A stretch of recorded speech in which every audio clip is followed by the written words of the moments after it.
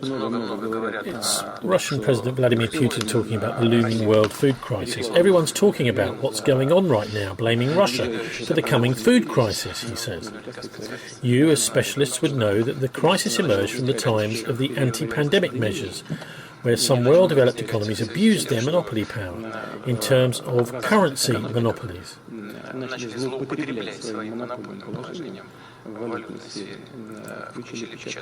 They turned on the printing machine in the United States and printed $5.9 trillion. That's 8% of the entire money supply. They printed it over 2 years, which is roughly the sum of what was printed in the previous 40 years, the same rate. And in the Eurozone, they printed 2.5 trillion euros. They released this money into the economy and gave it out to people, which isn't bad per se. We utilised a similar tactic.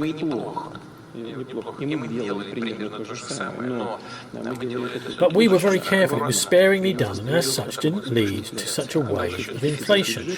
Over there, the anti-pandemic measures were funded from budget deficits, which led them to buying up food supplies from global markets.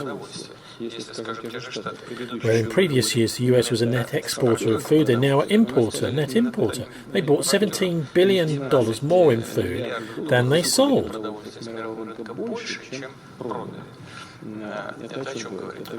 But what does that say? They've exacerbated problems for developing and poor countries and closed their own problems off.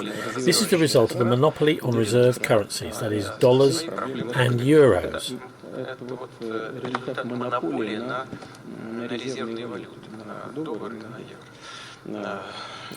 This started at the end of 2019, beginning of 2020. Then the anti-Russian sanctions made the situation worse. They made a bunch of mistakes in the energy sector. Gas prices went up.